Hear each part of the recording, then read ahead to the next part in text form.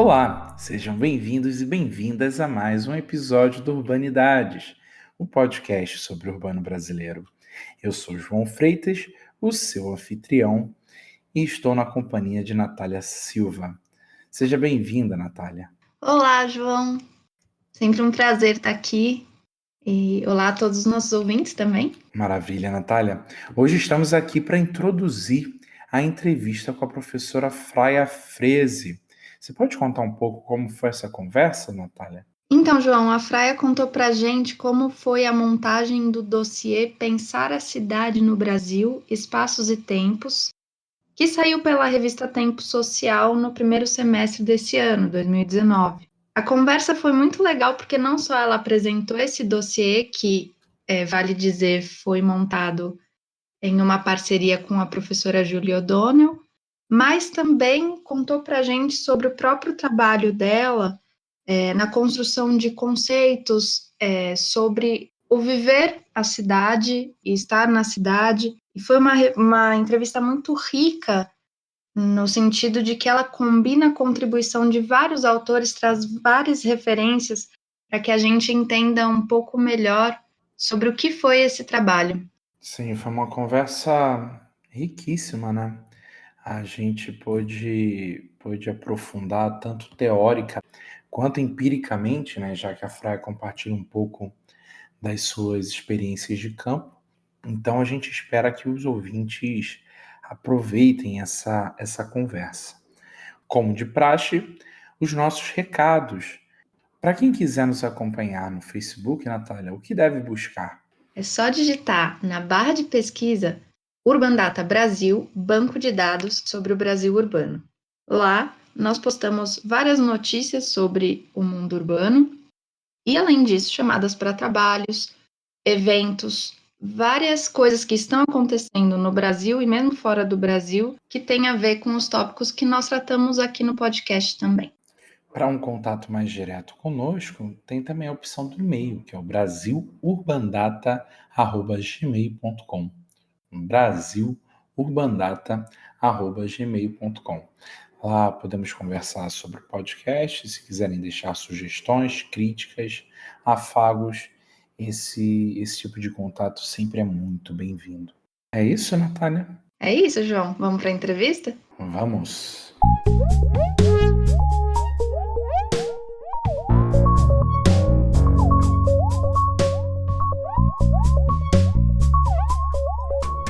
Olá, aqui João Freitas e mais uma entrevista do Urbanidades.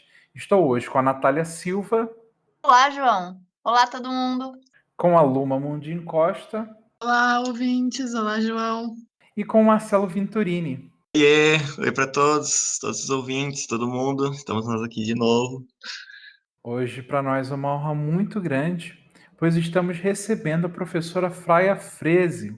Tudo bem, Fraia? Seja bem-vinda. Obrigada, João, Natália, Luma e Marcelo, e também olá aos ouvintes. Fraia, hoje a gente te recebe aqui para falarmos sobre o dossiê que você organizou em parceria com a Julia O'Donnell, mas antes eu gostaria, se possível, que você se apresentasse aos nossos ouvintes. Sim, claro, com prazer.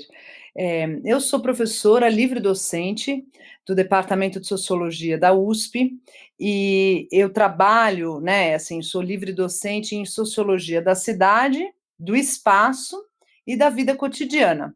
Ou seja, eu trabalho, na verdade, sobre como as pessoas, no fundo, assim, como não só a sociologia, mas as pessoas na sua vida cotidiana, né, no seu dia a dia, como elas, à sua maneira, percebem, vivem e a sua maneira também produzem cidade, mas produzem também, se a gente pensar que a cidade é um espaço específico, eu tenho nos últimos anos tentado ampliar minha reflexão sobre como as pessoas agem, se relacionam, pensam e sentem e vivem espacialmente também, quer dizer, considerando que, na verdade, as pessoas se relacionam, né, socialmente, mas que essas relações sociais, essas relações que as pessoas têm umas com as outras, elas também assumem formas materiais, elas se espacializam, né, à sua maneira. Além de pensar sobre espaço, que é uma categoria muito mais abstrata do que cidade, quer dizer, a cidade é um espaço, mas não todo espaço é cidade, eu tenho também, nos últimos anos, refletido mais sobre como as pessoas se relacionam espacialmente, tendo em conta que essas relações espaciais elas também têm uma dimensão temporal, ou seja, que no fundo as pessoas também se relacionam, como dizia um filósofo alemão importante, do século XVII, início do XVIII, o Leibniz, de que as pessoas também se relacionam temporalmente, ou seja, elas se relacionam seguindo a ordem, por assim dizer, da sucessão, quer dizer, as relações sociais também tem uma ordem não só na simultaneidade, que é o que ajuda a gente a definir espaço, mas também uma ordem, elas se dão, essas relações sociais se dão numa ordem de sequências que permitem que a gente reflita também sobre a dimensão temporal dessas práticas. E nesse contexto, em particular, tem me interessado a relação, digamos, de vida cotidiana e história, quer dizer, quando a gente age na nossa vida cotidiana, que é um âmbito de relações temporais, né, e espaciais, a gente age muitas vezes achando que a gente está vivendo o nosso dia a dia, que não vai interferir em nada, digamos assim, dos rumos da sociedade mais ampla, mas tem momentos em que essas ações, essas relações, essas representações, esses modos de sentir, de pensar, de perceber da vida cotidiana, que eles acabam, digamos, até mudando os rumos da sociedade, que é o que a gente chama de história. Então, no fundo, esse é o grande conjunto de preocupações que eu tenho desenvolvido aqui na USP, no âmbito justamente dessa livre docência, que é o meu status aqui na USP. Muito bacana. Algo que deixei passar, mas que teremos tempo para falar bastante, é o dossiê, no caso, que mencionei, é o Pensar a Cidade no Brasil, Espaços e Tempos, que foi publicado pela Tempo Social no primeiro semestre desse ano. Foi organizado, como disse, por você, em parceria com a Julia O'Donnell, e tem um time pesado de escritores que tentam dar uma resposta ao que é a cidade.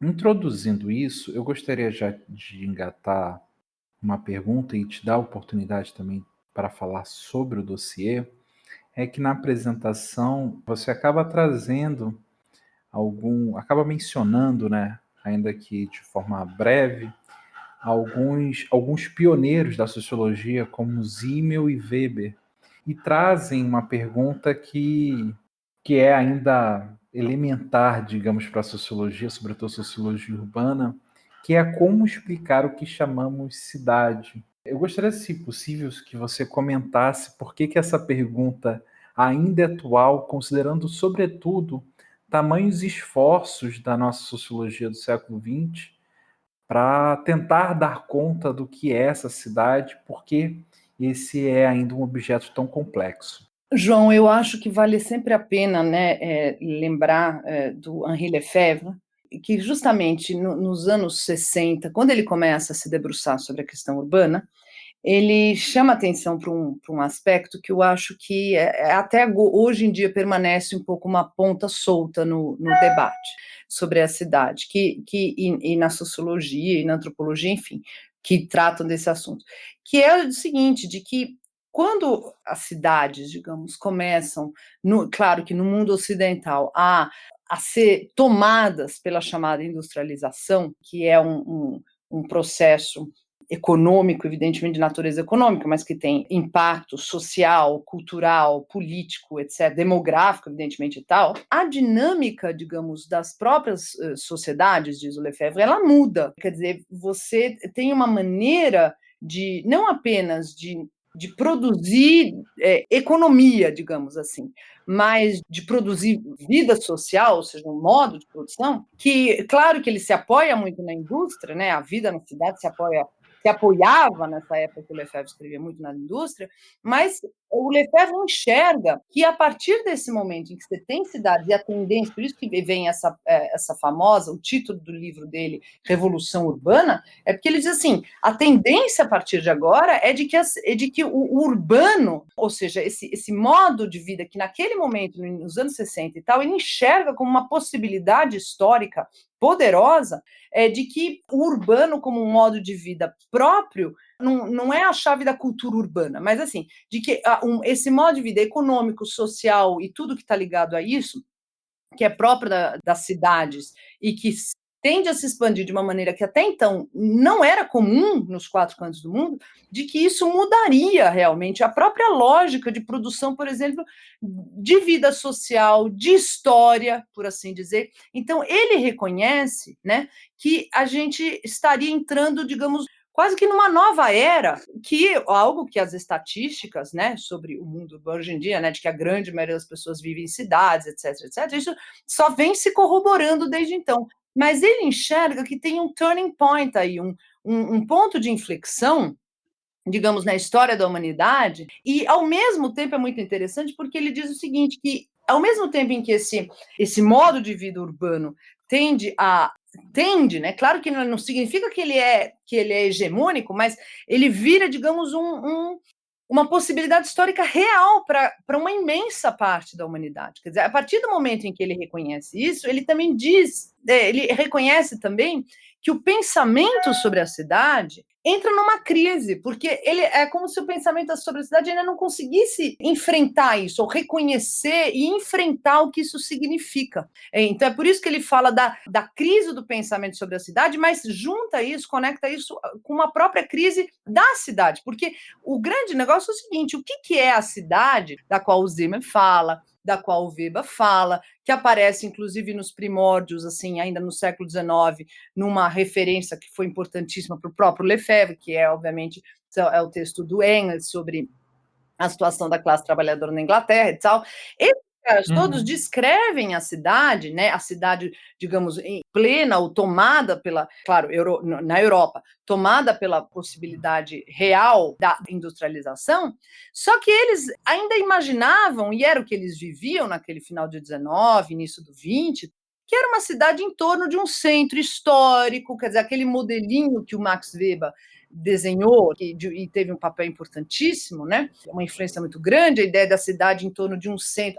O modelo da chamada cidade medieval, né? O tipo ideal da cidade medieval europeia, quer dizer, em torno de um centro, um mercado, a praça do mercado. No fundo, a cidade tendendo a se concentrar no centro, num centro físico, mas que também tivesse um papel simbólico e político importante.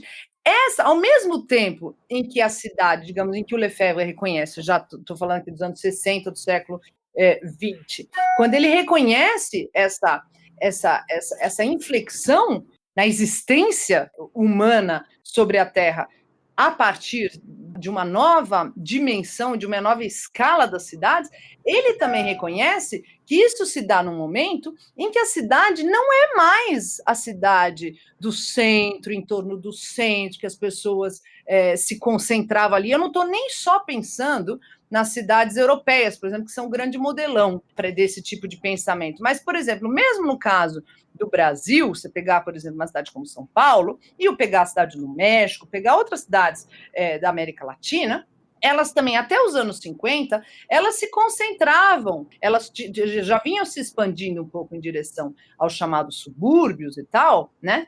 Mas elas ainda tinham, quer dizer, o núcleo espacial e temporal, né, da vida urbana girava em torno dos chamados centros históricos. E no momento em que a cidade, por sua vez, assim, vira a possibilidade histórica para uma imensa parte da população, quer dizer, ao momento em que essa tendência se consolida, e o Lefebvre enxerga essa tendência, ele enxerga que o pensamento sobre a cidade não consegue lidar com essas várias, múltiplas formas que a cidade e que esse modo de vida urbano assume a partir desse momento.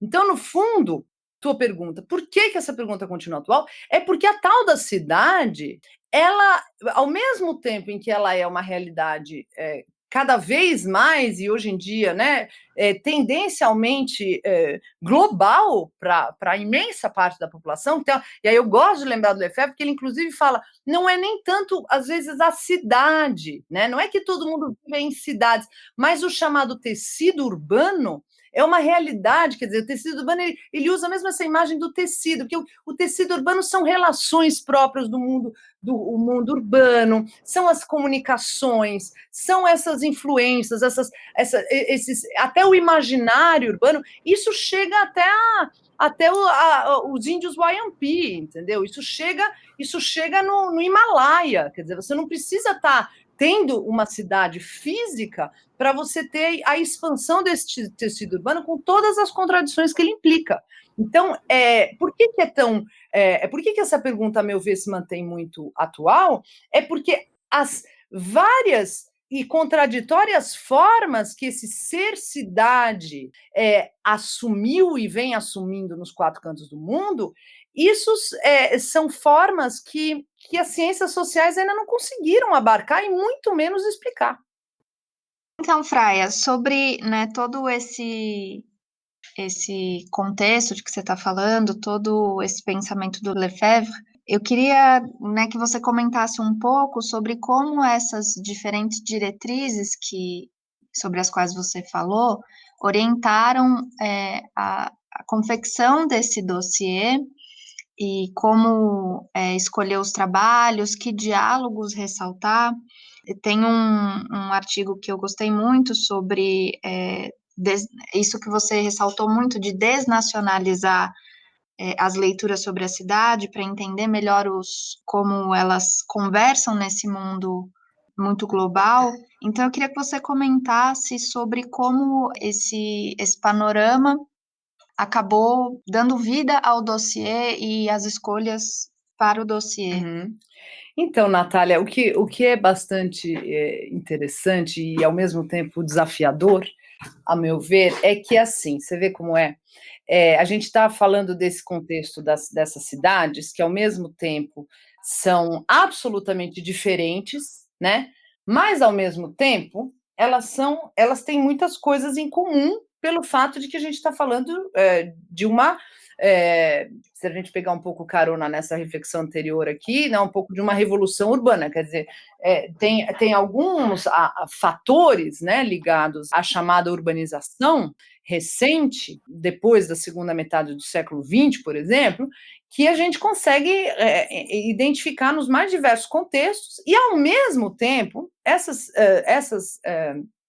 tendências, elas também apresentam diferenças imensas umas em relação às outras. Então, no fundo, a gente está falando aqui de uma certa dialética entre entre o diferente e o semelhante, que de fato inclusive, o problema, já que a gente está sempre aqui pensando em espaço e tempo, quer dizer, a cidade apresenta esse dilema, mas, em tese, esse também é o dilema da própria globalização como um processo histórico, né? Ou formas, inclusive, anteriormente utilizadas pela sociologia, que era a chamada modernidade, enfim. Na verdade, claro, são linhas diferentes, teóricas diferentes para abarcar tudo isso, mas, de alguma forma, sempre a gente tem um problema nas ciências sociais, que é de como a gente pensa o diferente e o semelhante, se eles o tempo todo, no fundo, são a mesma coisa e são diferentes, quer dizer, tudo está dentro, está junto. Por que o nosso dossiê se chama Pensar a Cidade e, em parênteses, aparece o No Brasil? 2 pontos, espaços e tempos. Porque, na verdade, esse dossiê, ele nasce de um conjunto de grupos de trabalho que tiveram lugar nos encontros anuais da Associação Nacional, né, de Pós-Graduação e Pesquisa em Ciências Sociais, a ANPOX. Foram eventos, né, grupos de trabalho, que ocorreram por 3 anos e que, na verdade, já vinham na sequência a toda uma tradição de outros grupos de trabalho, de um mesmo conjunto, não sempre as mesmas pessoas, mas, de alguma forma, um mesmo conjunto de discussões sobre como pensar e como fazer pesquisa na cidade no Brasil, mas também cidades em geral, nos dias de hoje. Então, isso eu não vou me alongar nisso aqui, isso quem quiser ler o dossiê vai encontrar na apresentação que eu e a professora Júlia O'Donnell elaboramos, vai encontrar as referências a esses grupos de trabalho e ao tipo de ênfase que foi dada ali. Mas por que eu estou trazendo esses detalhes agora brevemente? Porque, na prática, existia aí já uma preocupação com esse grupo de trabalho que, no fundo, começou a se encontrar em 2008, né, na ANPOX, que era de justamente como que a gente faz pesquisa nas cidades, em particular nas cidades brasileiras, nos dias de hoje, e pesquisa, sobretudo, qualitativa, muita etnografia e tal. E aí, quando a Júlia e eu fizemos uma proposta para a Ampox, né, que no fundo é claramente propondo uma continuidade, mas ao mesmo tempo uma nova vertente de reflexões em relação a essa tradição, né, jovem tradição que vinha de 2008, nós queríamos investir, digamos assim, voltar a investir mais, depois de, contando com esse conjunto de trabalhos, né, no fundo, esse patrimônio de trabalhos que foram apresentados nos anos anteriores sobre a questão muito do método pesquisa urbana, a gente quis retomar um pouco uma preocupação que estava lá no início, nas primeiras 2 ou 3 edições desse grupo de trabalho, 2008, 2009, por aí, e 2010, que era de refletir sobre como pensar a cidade e no Brasil. Então, ou seja, na verdade, uma discussão mais conceitual, quer dizer, um pouco assim, mas que cidade é essa? Só que a nossa proposta era justamente, ou foi justamente, de retomar essa pergunta, que, como disse bem o João antes, é uma pergunta que acompanha as ciências sociais que se dedicaram a esse assunto desde os seus primórdios, quer dizer, isso está no Max Weber, todos esses autores e essas autoras, no fundo, têm tentado enfrentar essa questão. Só que nós pensamos que seria interessante, eventualmente, em diálogo com tendências mais recentes, sobretudo, isso aparece bastante na sociologia, mas também tem uma certa antropologia do espaço, e também existe uma certa sociologia do tempo, e uma antropologia do tempo também. Enfim, a gente, no fundo, quis fazer um certo experimento de convidar as pessoas a que refletissem sobre a cidade no Brasil, só que tentando um pouco isolar, por assim dizer, analiticamente tempo e espaço. Quer dizer, isolar no sentido de tentar estranhar mais os tempos e os espaços, digamos assim, da cidade e na cidade. Então, foi essa a proposta do grupo.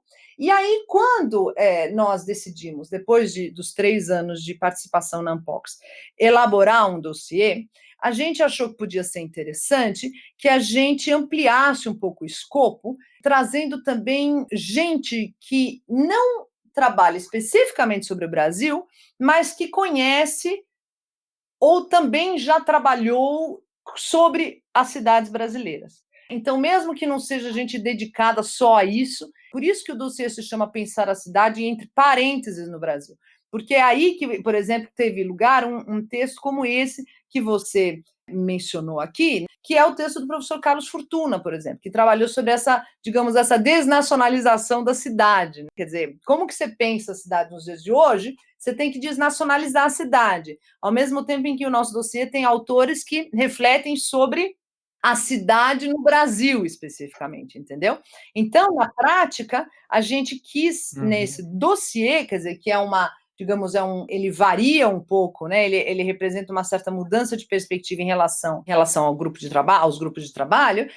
Nós queríamos variar olhares em torno desse tema mesmo, quer dizer, pensar, quer dizer, conceituar, quer dizer, de alguma forma, para além dos resultados empíricos provenientes de trabalho de campo qualitativo, nós gostaríamos que as pessoas pensassem, né, parassem tudo e falassem, bom, o que é essa pesquisa de campo que eu fiz me ajuda a afirmar sobre a cidade, entre parênteses, no Brasil, tendo em conta que categorias de tempo e espaço, no fundo, tinham sido requisitadas, ou pelo menos o estranhamento dessas categorias tinha sido a provocação inicial. Professora, eu gostaria, se possível, a partir da sua experiência, do seu trabalho, que eu sei, a sua trajetória na pesquisa sobre cidades e, enfim, as relações sociais, a espacialização, essa multiplicidade de tempos e espaços já vem né, desde toda a sua trajetória de pesquisa, desde lá do mestrado, mais ou menos sempre foi mais ou menos nessa linha,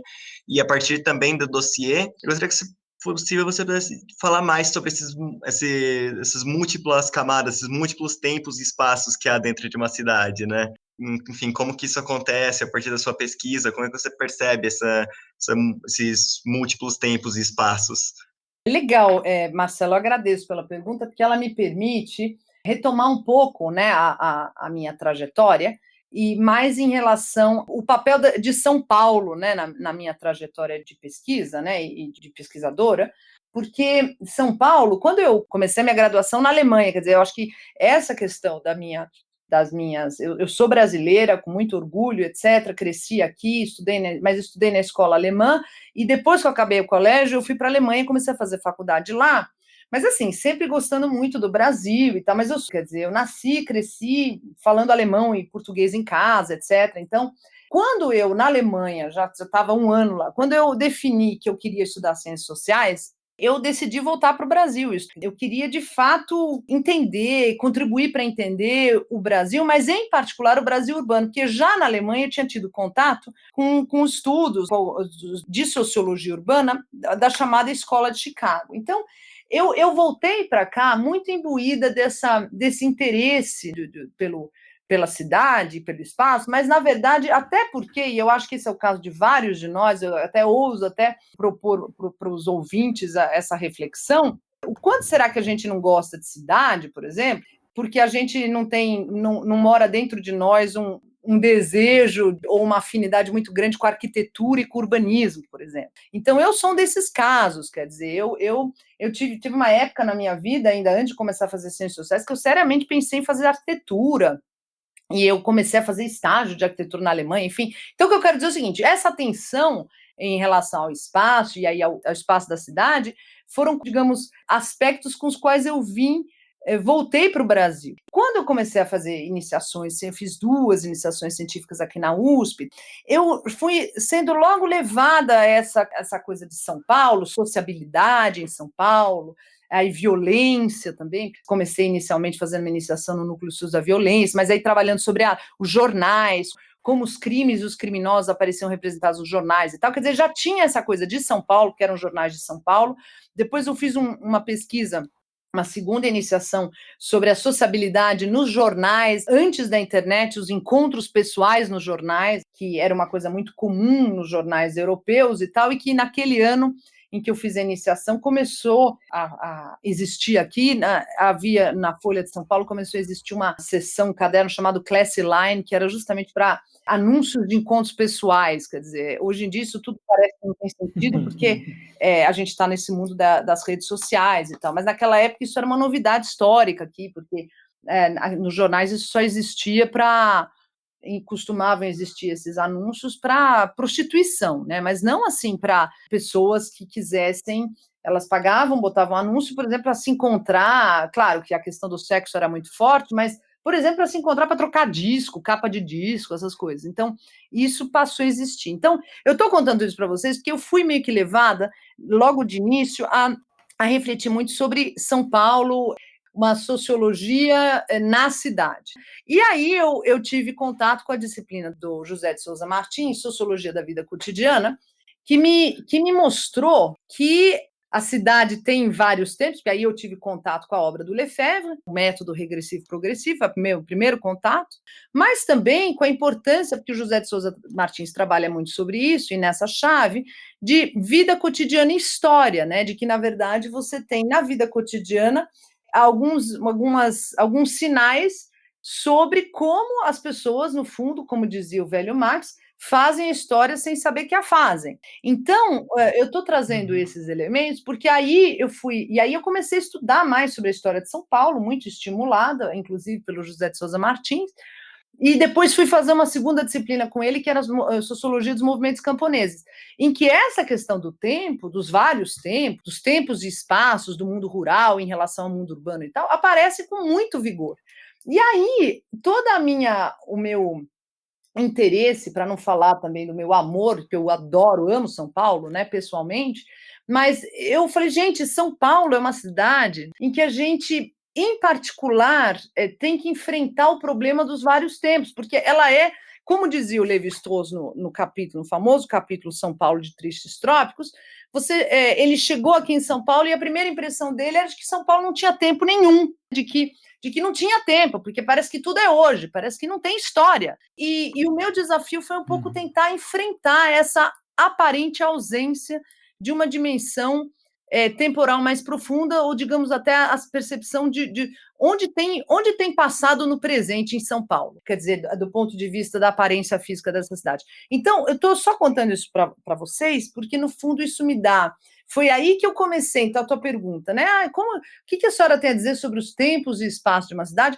São Paulo é uma cidade, né, que me colocou, na minha trajetória de pesquisa, ela apareceu como um laboratório perfeito, digamos, para um tipo de preocupação teórica que eu só descobri que eu tenho mais tarde. Lógico, quando a gente está no início da carreira, a gente vai fazendo as coisas muito por amor, por imaginação sociológica, por sensibilidade etnográfica, enfim, essas coisas que eu gosto sempre de enfatizar, mas é à medida em que vai passando o tempo que a gente vai começando, ou pelo menos no meu caso, eu fui percebendo esses links, na verdade, quer dizer, que São Paulo era um laboratório absolutamente instigante para que eu refletisse sobre justamente esses vários tempos que o moderno, por exemplo, que São Paulo é considerada, né, no senso comum e muito na política aparece isso, no marketing, vocês chegam no aeroporto de Cumbica, tem lá São Paulo moderna, São Paulo modernidade e tal. Então, existe muito esse certo mito em torno de São Paulo como a única grande cidade moderna do Brasil. E, no fundo, né, os meus trabalhos, quando eu comecei o mestrado, e aí antropologia histórica, porque então era a sociologia da vida cotidiana e essa antropologia histórica, que me permitiram também, quer dizer, aí eu tive muito contato com isso graças a Lilia Schwartz, que foi minha orientadora do mestrado, né, e no doutorado. Então, eu comecei a perceber que daria, digamos assim, para refletir sobre essa cidade e sobre o que é a chamada modernidade nessa cidade, considerando um pouco como os espaços e os tempos foram vividos nessa cidade num momento em que a cidade passa por imensas transformações ligadas justamente à modernidade no século XIX. Então, o que eu quero dizer é que São Paulo meio que apareceu como um cenário, ela se consolidou na minha trajetória como um laboratório fundamental para pensar essas questões que hoje eu reconheço que, de alguma forma, lá atrás já perpassavam os meus interesses de pesquisa. E aí, é claro, a partir disso, quer dizer, eu já trabalhei também comparativamente com Lisboa, né? Eu tive a oportunidade de participar de uma rede internacional de pesquisadores sobre Portugal e o Brasil, e aí aí eu adorei a experiência de ter refletido sobre os centros históricos. Então, por que eu trabalho sobre centro histórico? Porque o centro histórico das cidades me permite, ao mesmo tempo em que refletir sobre essa presença do passado no presente, mas também me permite trabalhar sobre justamente os dilemas envolvidos em tudo isso, né? Porque e nas possibilidades de pontos de contato com outros contextos urbanos. Então, essa pesquisa sobre Lisboa e São Paulo, quando eu resolvi estudar as praças da Sé, né? O Largo da Sé em Lisboa e a chamada Praça da Sé em São Paulo, que antigamente, até os anos 50, também era conhecido como Largo da Sé em São Paulo, isso me permitiu, por exemplo, perceber que, ao mesmo tempo em que os centros históricos são reveladores de diferenças grandes entre as cidades, esses centros históricos também permitem refletir sobre aspectos comuns, né, sobre tempos e espaços comuns. Então, por exemplo, todas as cidades, pelo menos no mundo ocidental, contam com praças de catedrais, ou com praças de domos, ou com praças de basílicas e tal. Então, essas praças de catedrais, esses cathedral squares, a gente acha eles em todas essas cidades ocidentais, mas obviamente com claras diferenças. Professora, você contando um pouco para a gente da sua trajetória, dá para perceber que você carrega no seu olhar, assim, várias perspectivas, tanto a sociológica como a histórica, até a geográfica, de certa forma, né?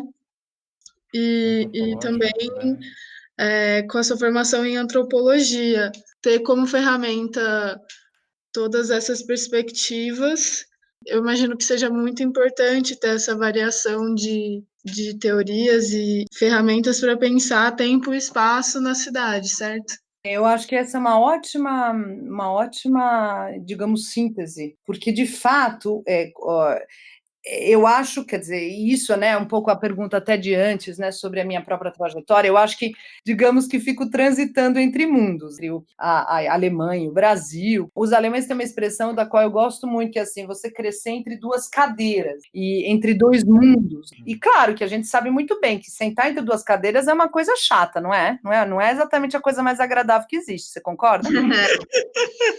Pois é. Ficar sentado entre duas cadeiras, a gente tem que ter um pique, né? Então, sentar entre duas cadeiras também tem uma vantagem, entre aspas. Quando a gente aprende a dar um jeito de que a coisa fique um pouco mais cômoda, a gente aprende a ver dois mundos. Então, eu estou usando essa imagem, mas, no fundo, eu descobri o seguinte, que, do ponto de vista da minha trajetória de pesquisadora, eu também acabei me enveredando por esses vários mundos, por essas várias cadeiras. Então, a sociologia, a antropologia, a história, a arquitetura e urbanismo, que é uma área com a qual eu tenho muito contato, a geografia, que são as áreas, digamos, as minhas principais áreas mesmo de interlocução. Eu tenho que dizer, não é fácil, né? Eu não sei se você já tiver essa experiência, mas eu, por exemplo, quando eu estava fazendo mestrado e doutorado, então eu ia para os congressos de antropologia, o pessoal me perguntava por que eu não estava na sociologia. Aí eu ia para os congressos de sociologia e me perguntava por que eu não estava na história. Aí eu, nos congressos de história, me perguntava por que eu não estava... Enfim, em todos esses cantos, digamos assim, sempre era uma percepção de que a fronteira, né, é um lugar, como a gente sabe, é um lugar também de solidão. A chamada interdisciplinaridade, na prática, ela é difícil, porque, quer dizer, uma coisa é a gente fazer um self-service, assim, né? Vai lá no restaurante e pega um pouco de salada de um, de outro, de outro. Digamos, quando a gente começa a refletir, nossa, mas como a história ajuda na minha vida? Como a sociologia ajuda? Como a arquitetura e o urbanismo ajudam? Como a antropologia ajuda? Para refletir sobre a cidade, que é o grande cenário, o grande espaço de referência, né, da minha reflexão, assim, do ponto de vista empírico, nossa, aí a gente começa a ter a chance de, por um lado, ter que enfrentar um pouco essas solidões de que, assim, nossa, parece que não tem praia, né? Assim, cadê a minha praia, né? Mas, por outro lado, abre-se, a meu ver, um cenário, quando a gente consegue enfrentar e falar, não, peraí, deixa eu ver o que é esse negócio de... Por isso que a pós-graduação é tão maravilhosa, porque ela é um momento privilegiado para a gente ir atrás dessas coisas, de se enfiar em áreas nas quais a gente, mais tarde, não vai ter nem tempo e nem espaço, né, para falar de novo nessas categorias, para poder mergulhar muito nisso. Mas, assim, eu lembro que eu usei muito a pós-graduação para mergulhar nessas áreas, assim, para entender que debate é esse da história, sobre as fontes, sobre o arquivo, o documento, né? Por que o documento e o monumento, enfim, esses debates muito interessantes que a história tem, por exemplo. Eu sou uma dessas pesquisadoras que, assim, eu acredito que a interdisciplinaridade é super bem-vinda, contanto que a gente saiba quais são, digamos, as especificidades das contribuições que cada área tem a dar para essa interdisciplinaridade, sabe? Do ponto de vista epistemológico, ou seja, do ponto de vista do conhecimento que a gente pode adquirir ou construir através delas. Muito legal. Você estava falando sobre o não lugar, sei bem como é isso sendo turismólogo. Estou sempre fora do lugar que eu deveria estar.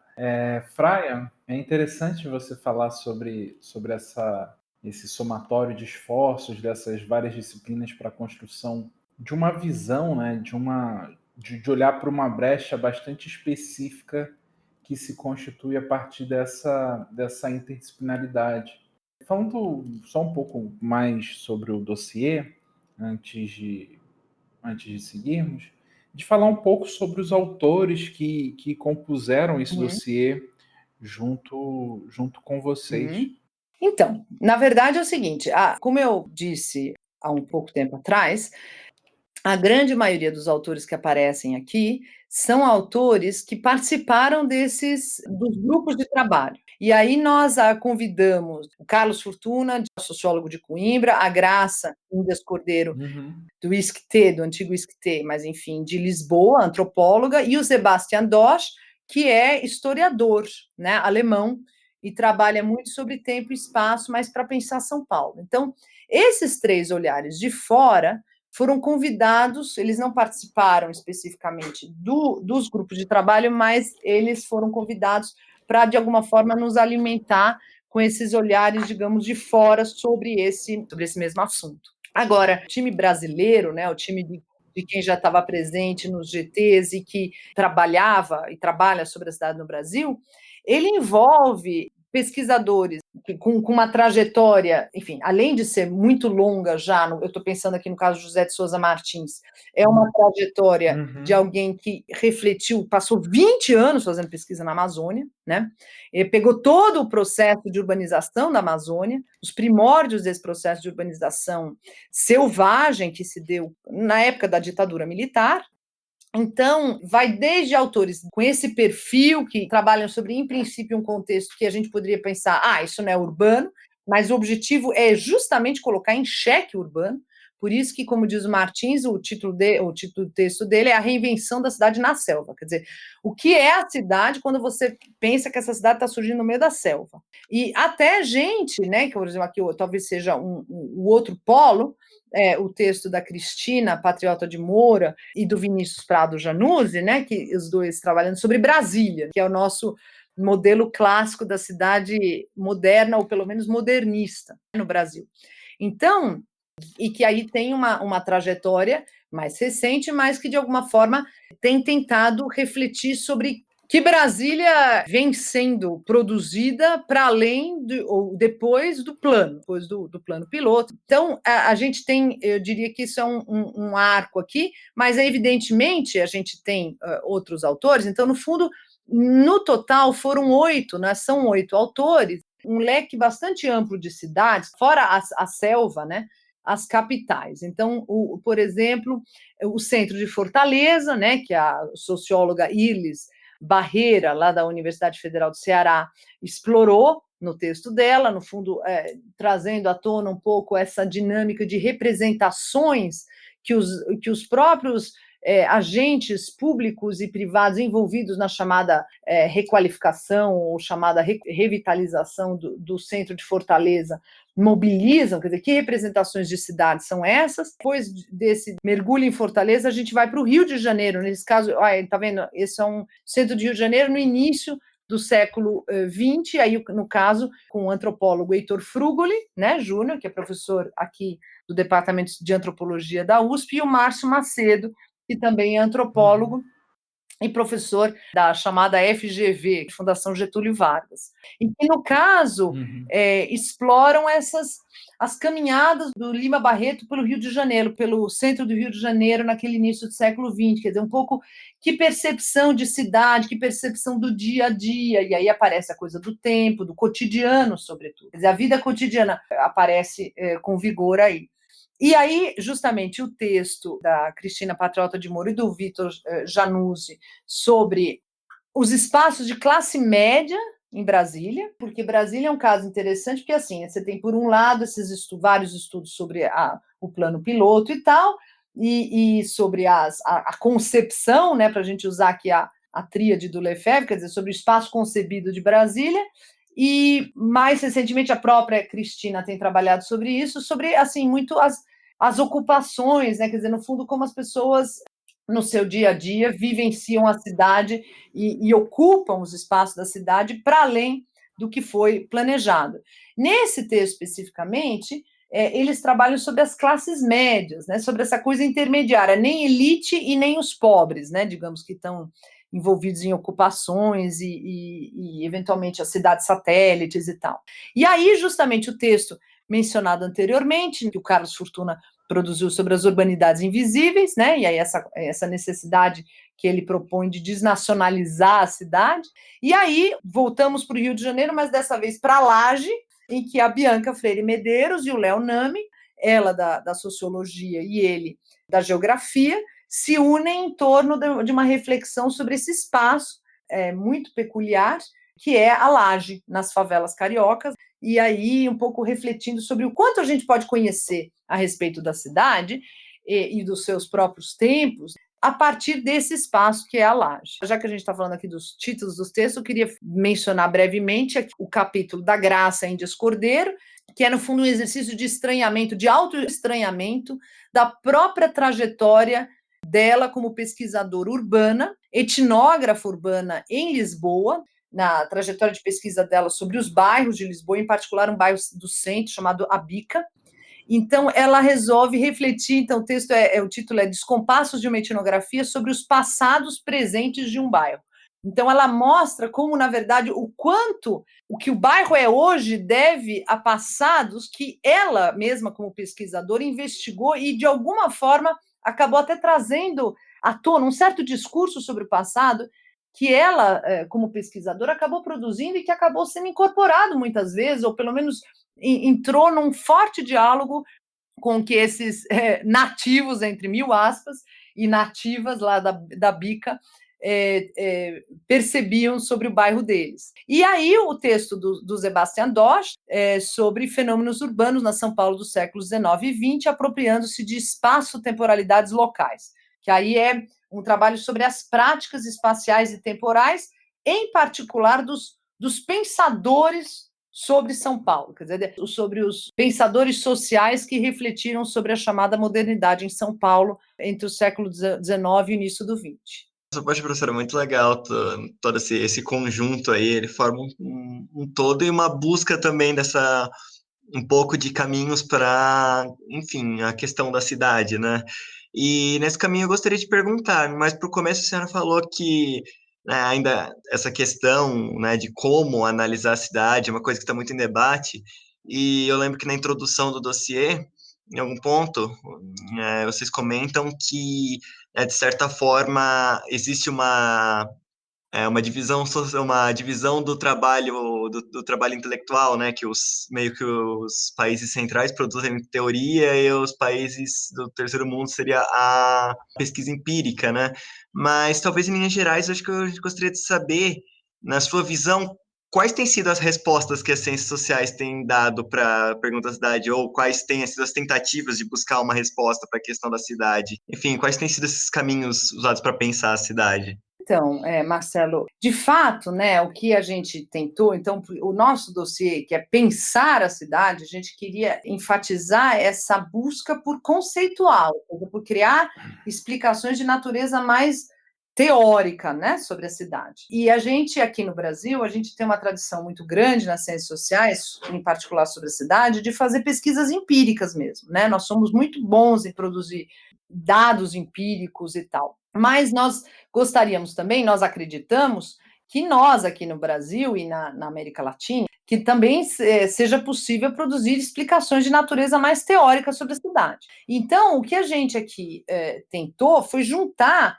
pesquisadores que, de alguma forma, se dispusessem a isso. Eu digo se dispusessem, porque é isso, quer dizer, até no meu contato, eu estudo bastante a própria sociologia urbana alemã, ou mesmo a antropologia alemã, ou pelo menos de língua alemã, e o que eu tenho percebido é que realmente a formação do cientista social lá na Alemanha, ela incentiva os alunos muito fortemente a produzirem teorias, quer dizer, eles aprendem a explicar a realidade empírica. Quer dizer, o problema deles é exatamente, às vezes, o contrário do nosso. Eles fazem isso, muitas vezes, ignorando as inflexões e as contradições da empiria. Quase que assim, nossa, quanta empiria atrapalhando minha teoria, sabe assim? E aqui no Brasil, a gente muitas vezes tem o problema contrário, quer dizer, a gente tem pesquisas empíricas maravilhosas e na hora de explicar o que a gente consegue descobrir através do campo, a gente acaba muitas vezes forçando a riqueza empírica da nossa teoria para dentro da camisa de força de uma teoria que foi produzida em outro contexto, né? Que foi produzida para explicar uma outra realidade urbana que não é a nossa. Então, é desse estado de coisas, essa tal divisão do trabalho, que parte esse dossiê. Ele também, eu achei legal você ter trazido esse aspecto, que, de fato, essa é um ponto sensível que está na origem desse dossiê. E a própria escolha por tempo e espaço não se deve apenas ao fato de que eu e a Júlia trabalhamos muito sobre tempo e espaço, mas também ao fato de que, atualmente, no cenário internacional, em particular na Alemanha, mas não só, no mundo anglo-saxônico também, a gente tem tido várias, mesmo nas ciências sociais, uma preocupação muito grande sobre a experiência ou práticas temporais e espaciais. Até por causa da importância que a mediatização, que a digitalização tem tido nas relações sociais, a globalização e tal. Tudo isso, as mobilidades, tudo isso tem tido como efeito, digamos, uma interface temporal e espacial que, evidentemente, interfere nas relações sociais, nas representações e tal. Então, eu estou contando isso para vocês porque, assim, essa busca por pensar a cidade no Brasil através de tempo e espaço foi, digamos assim, um experimento, quer dizer, um convite a uma tradição como a nossa. A gente não tem essa tradição de ficar produzindo teorias, e não é que do nosso dossiê não saem teorias, mas do nosso dossiê saem algumas tentativas de conceituação de como é a cidade, em particular no Brasil, que eu acho que poderiam ajudar no debate internacional. Então, eu estou distinguindo teorizações de conceituações, porque teorias têm uma ambição de abrangência, né, de generalização conceitual, que as conceituações não têm. Então, dito isso, eu acho, a tua pergunta, né, que contribuições poderia existir? Eu acho que as nossas cidades, entre aspas, com esses tempos e espaços, elas sinalizam para esses centros de produção teórica das ciências sociais dedicadas ao urbano, que, por exemplo, cidade não precisa nascer em torno de um centro, de um marketplace, de uma praça de mercado, que o modelo da cidade medieval é completamente relativo, e que dicotomias que são muito assumidas como dadas no mundo, sobretudo europeu e mesmo norte-americano, campo-cidade, de que isso é tudo construído. Porque o que a gente faz com o campo e a cidade num país como esse, em que a cidade nasce do campo e dentro do campo, e que não é só o campo, você tem a floresta, que é o caso dessa cidade na selva, por exemplo, e em que você não tem, por exemplo, uma distinção que é básica no cenário europeu norte-americano, que é a distinção entre público e privado, espaço público e espaço privado. No Brasil, ela não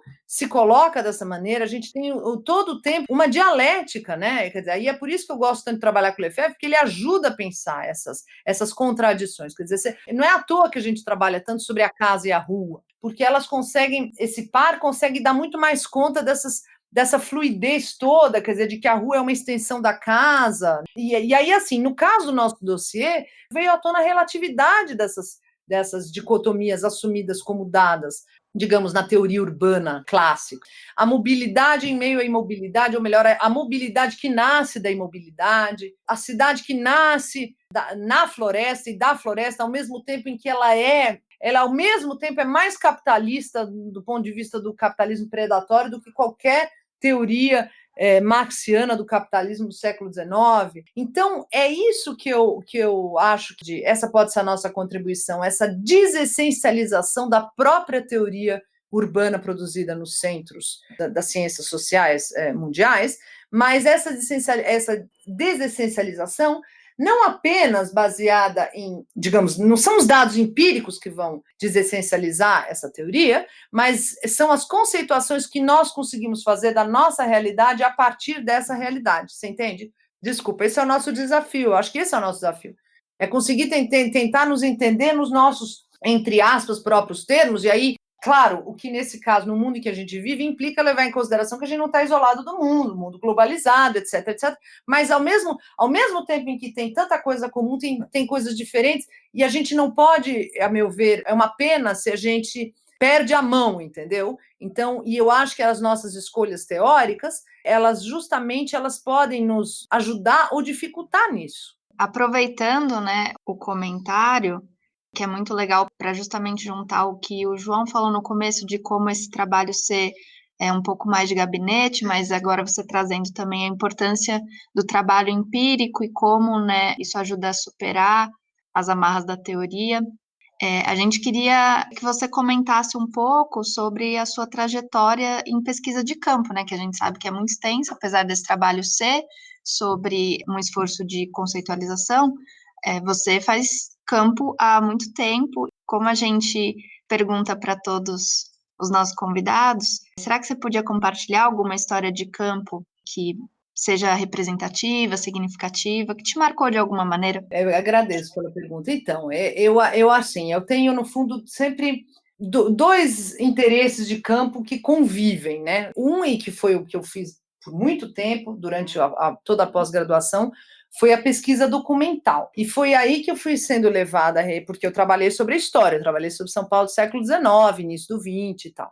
Então, não dava para ir para campo, não dava para ir para a rua. Eu que trabalho muito sobre a rua, não dava para ir para a rua fazer pesquisa, observar as pessoas, fazer observação participante. Então, eu fui sendo levada a toda uma reflexão justamente sobre o papel da etnografia, né? Se existe a possibilidade de uma etnografia nos arquivos, o que seria, limitações, potencialidades e tal.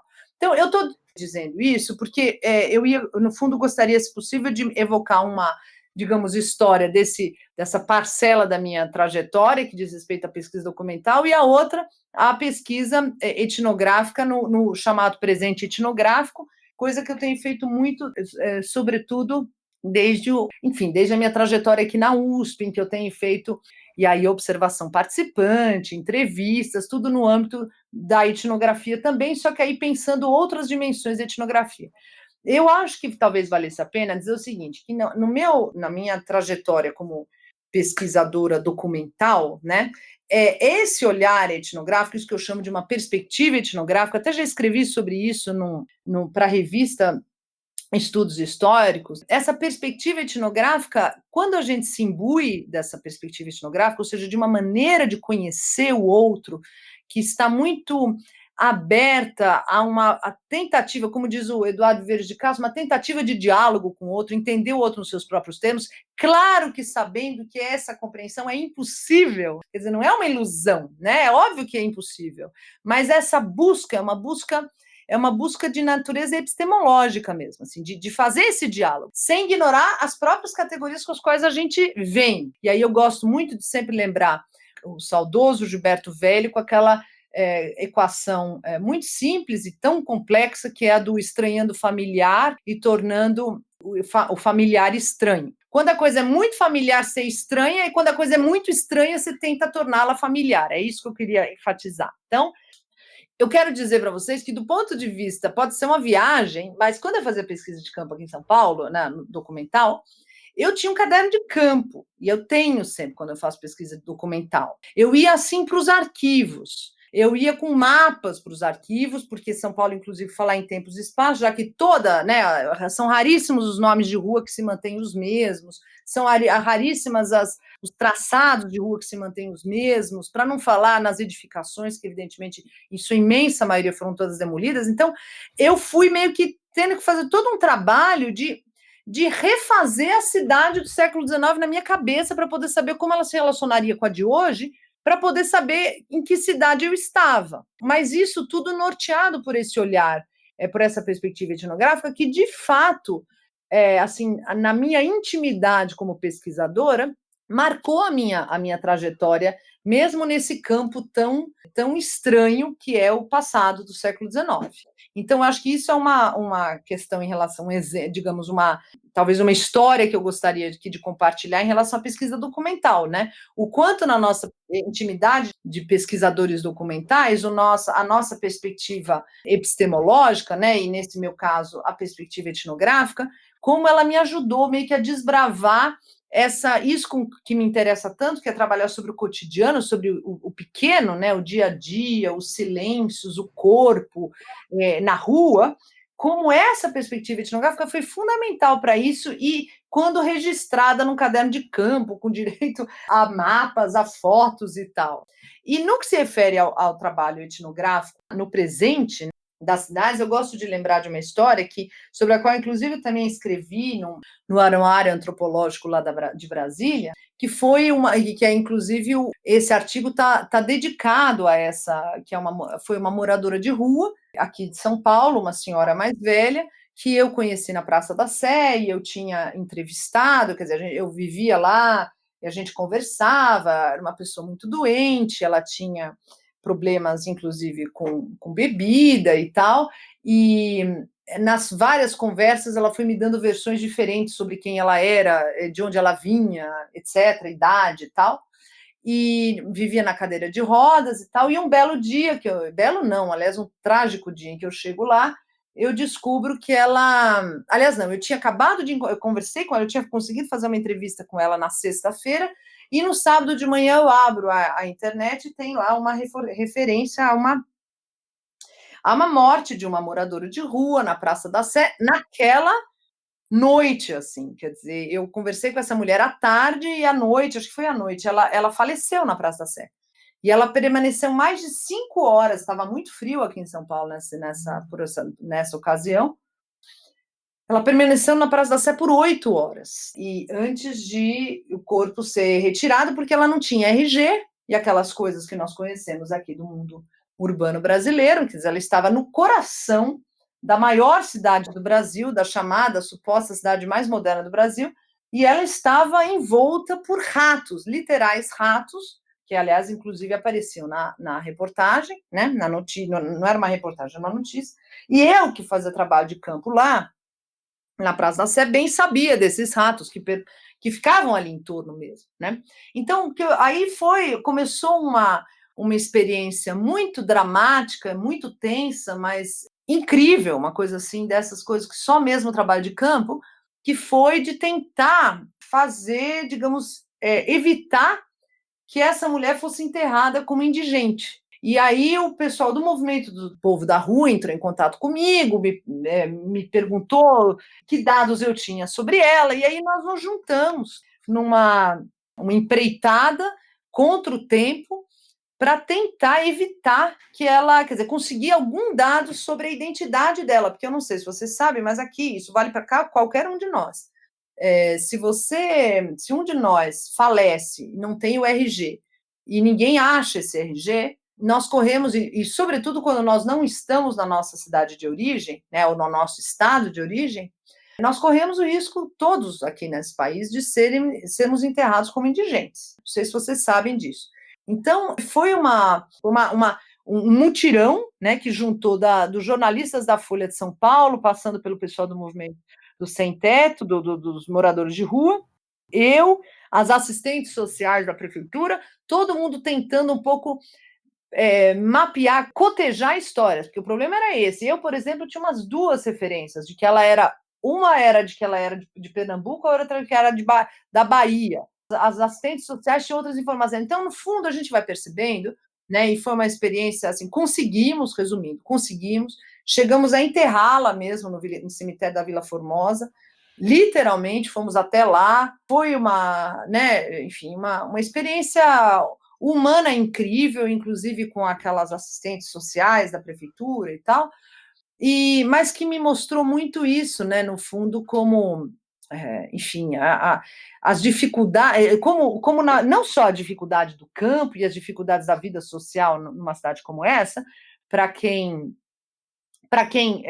está na rua, né, e quem passa os seus... Porque as minhas pesquisas mais recentes têm sido sobre o presente, justamente sobre como as pessoas, não apenas o morador de rua, mas também o que é a cidade, o que é a experiência urbana, do ponto de vista de quem permanece nas ruas dia a dia, enquanto as outras pessoas, os transeuntes, apenas passam com pressa e em absoluta mobilidade. Então, no fundo, o que é a cidade do ponto de vista desses que não transitam enquanto outros transitam. Então, para mim, é muito importante essa concomitância temporal do não trânsito em meio ao trânsito. Quer dizer, não trânsito, ele até se define por causa da importância normativa do trânsito. Então, eu estou falando aqui de gente como os moradores de rua, os camelôs, os pregadores pentecostais, os artistas de rua, os músicos de rua, os artesãos, etc. Então, desse ponto de vista dessa população, para a qual a rua é o núcleo espacial de referência do dia a dia,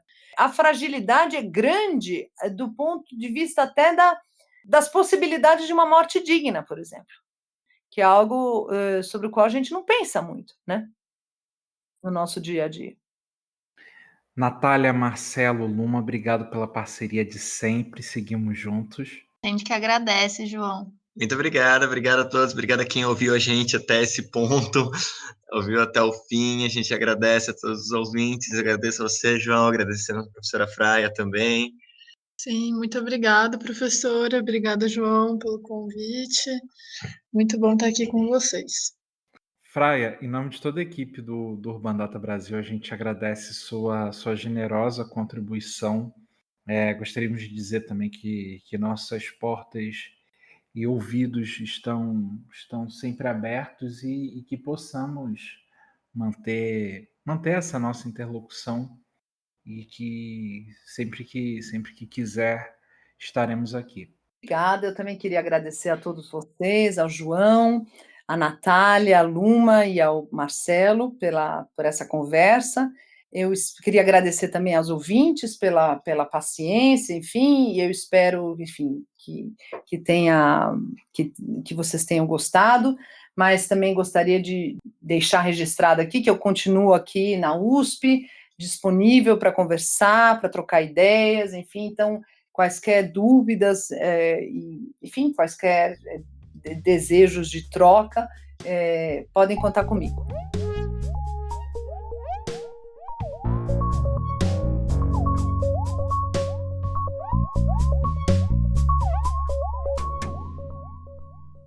O Urbanidades é produzido pelo Urban Data Brasil, banco de dados bibliográfico sobre o Brasil urbano. O Urban Data está vinculado ao Centro de Estudos da Metrópole e está sediado no Departamento de Sociologia da Universidade de São Paulo. O Urbanidades é feito por bolsistas e associados sob coordenação da professora Bianca Freire Medeiros. Visite nossa página no Facebook.